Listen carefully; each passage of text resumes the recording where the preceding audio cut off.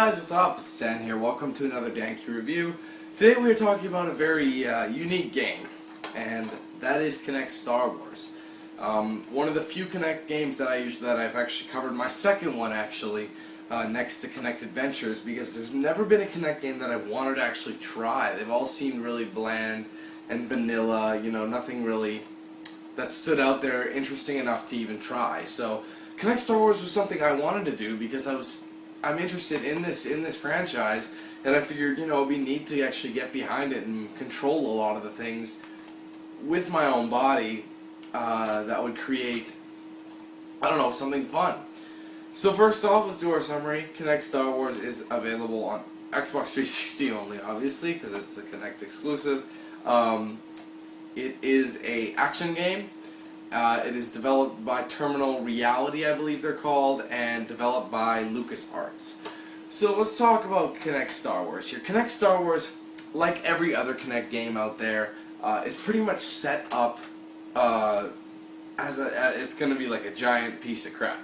A lot of Kinect games are unfortunately set up like this. I mean, with good reason. A lot of Kinect games really aren't all that good, which is unfortunate because, you know, you pay for this expensive piece of equipment which really doesn't cost all that much to make, yet you're not given the best quality. So anyway, what do I have to say about Kinect Star Wars? Well, graphics doesn't really play a role here, so I'll just skip ahead to the gameplay, which is the meat of it. Okay, first I'd like to start off by saying I like the fact that there's lots to do in it. There's a lot of different things, many different game modes that you can play in. One is the basic, the main campaign, which is the Jedi Destiny, where you control your Jedi. There's also a pod racing, where you control your pod. There's also Galactic Dance-Off, which is basically Dance Central, if any of you have ever played Dance Central, with a Star Wars twist. You also have something called Rancor Rampage, which you take control of a Rancor and you just destroy everything in your path. And also you have Duels of Fate, which is lightsaber duels against different enemies that you usually encounter in the campaign, and some that are special, like Darth Vader, for example. Like I said, I like the fact there's lots to choose from, and you're not just playing as one Jedi, you know, because truth be told, I'll get into this in a minute, but you do get a lot to choose from. So if maybe you get kind of tired of playing as the Jedi, you want to try something else, you can definitely do that, and there's lots to choose from. So, moving on though, the gameplay.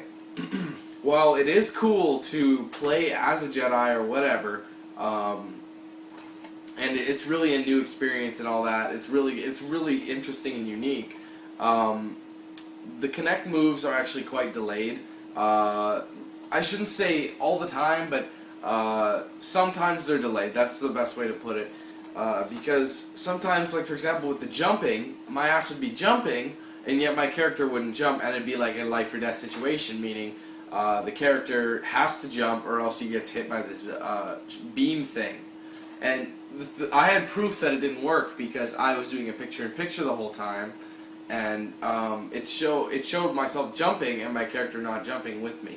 So the controls in terms of response time, you know, that was sometimes annoying. You know, it just wasn't really up to par with it. Because of that, though, you know, it made the game kind of like troublesome. Now, there's so many ways to look at this game, and so, like, depending on who you are, what kind of person you are, it all plays a huge role. And honestly, that sounds kind of weird, but it's true. Because there's many different ways to play the game, and depending on what kind of gamer you are, what kind of person you are, what kind of life you lead, believe it or not, plays a role in what you're going to feel about this game. Now, if you're like me, this is a second job to me, what I do with YouTube. My main job is physical labor.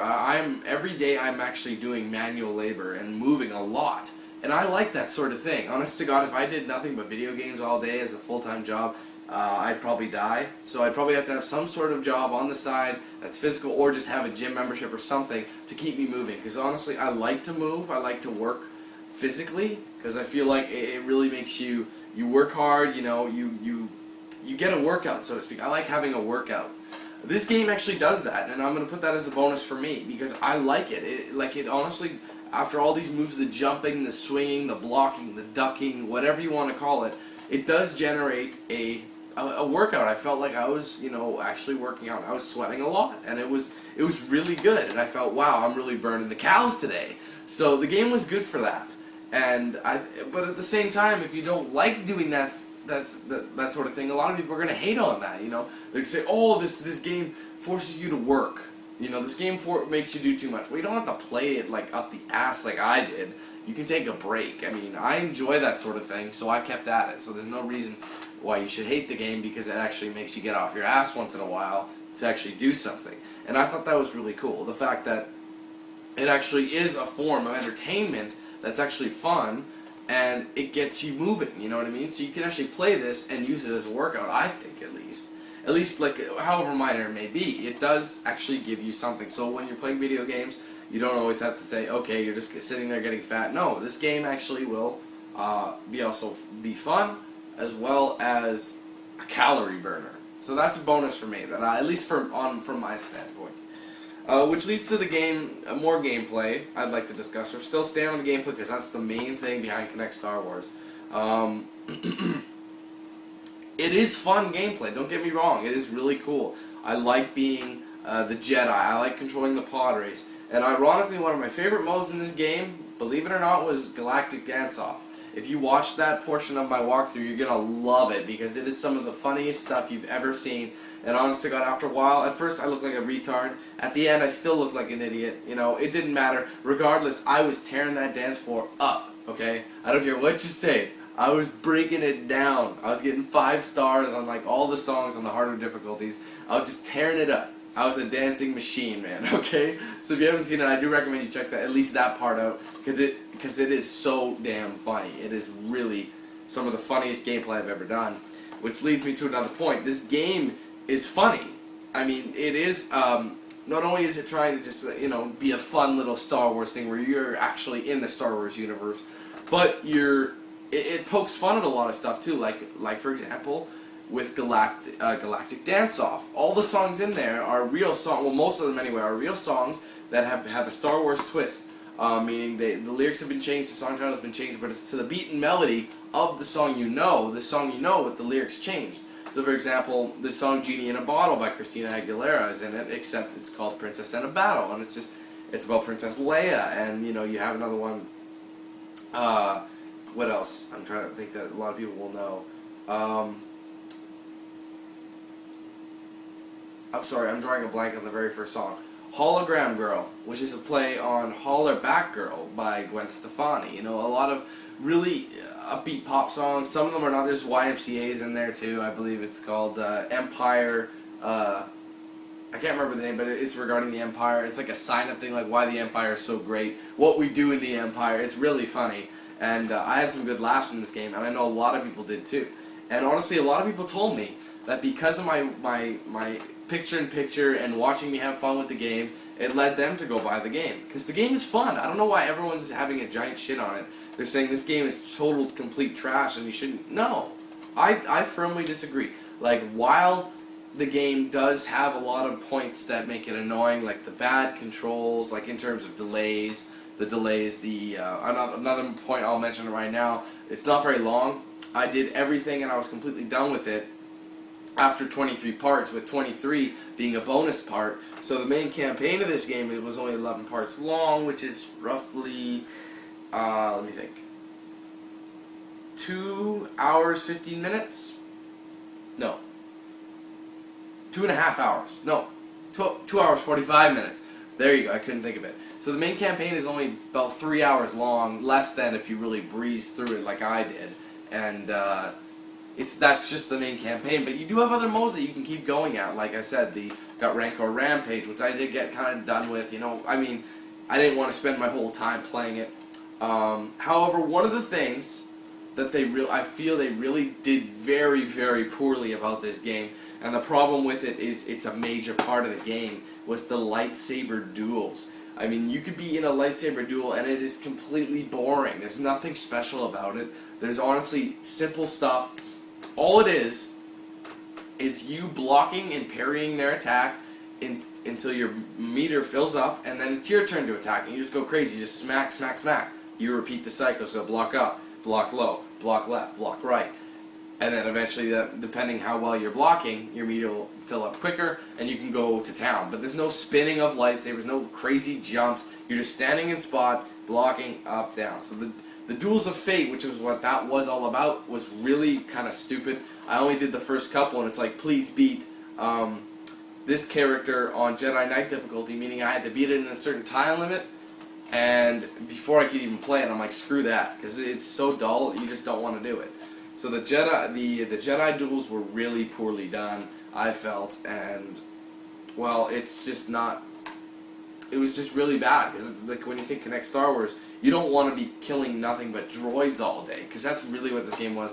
All you did was fight droids and Trandoshans, and the Trandoshans seemed to be immune to all force powers, which was kind of irritating, because you're trying to do a force push on this one Trandoshan, and he's got this some sort of block. So half the time, only the basic enemies you can use force powers on, and you can only lift a couple guys, you can force push a couple guys, but most of them are immune to it, and it's really kind of dumb. You're like, what's the point? You know, I'm trying to combo this guy, but he's blocking everything under the sun, and the only way I could have done it, most of the time the only way I could combo was if I did my jump, and it would hop over the guy, and I just go to town on his back, and, you know, dodging, ducking helps too, but it really doesn't make you feel like a Jedi. I mean, that's the whole point of this.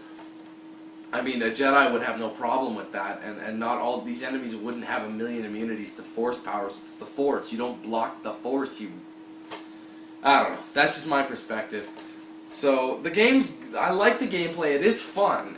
It's a $50 price tag. I feel this would be a better game if it was a $40 price tag, much like the PlayStation Move games are. That way it's a little more, I feel, okay, yeah, I saved a little bit. Just because it's connecting that you are the controller, it's a $50 price tag, which is only $10 cheaper than the average retail release for an Xbox 360 or any retail game, you know, any major retail game. And, you know, I don't feel like I'd played this much more. So in terms of replay value, it's not that great. The longevity's not that great. So unfortunately, that's how it is. So let's recap. I've said a few things about it. Kinect Star Wars, let's look at the good. It is creative, it's fun, the gameplay is entertaining. I love the game modes, especially the Galactic Dance-Off, which is one of the most fun modes, ironically, because, I don't know, it's just so hilarious. And I'd like to point that out too, it is a funny game. This game is hilarious. It's really, it knows how to poke fun at Star Wars, it knows how to poke fun at other stuff. It makes fun of itself. It's really, really fun to be a part of that. And where on the downside, you got things like delayed input controls. You know, everything you do is kind of doesn't always come out right. The lightsaber duels were really dull and boring. Nothing special to them. There's no longevity. There's no replayability in this game. The price tag should have been a little cheaper. But I don't believe this game should have been shit on like it has. I've played worse games than this. I don't even think this game is all that bad. I think it's a really a decent title that I think everyone should at least try if you have a Kinect. If it's the Kinect games you're looking for, this is the one Kinect game I would recommend you at least give a try, because it is one of the most fun, some of the most fun I've had in a while playing this game, and I'm sure a lot of you had a lot of fun with me on the ride. So, in terms of a rating, there's a couple ideas floating in my head. I don't really know 100% what I want to give it, but to tell you what, it is good. I like the fun, but there's too many factors are dropping the score. So I'm going to give Kinect Star Wars a 6.75 out of 10. Better score than a lot of people may have thought. A lot of people are giving it like 4s and 5s. Nah. This game is better. Almost a 7, but I think a 7 would be just a little too much for it. So 6.75 is what I'm giving Kinect Star Wars. It's fun. Trust me, you will have fun with this game.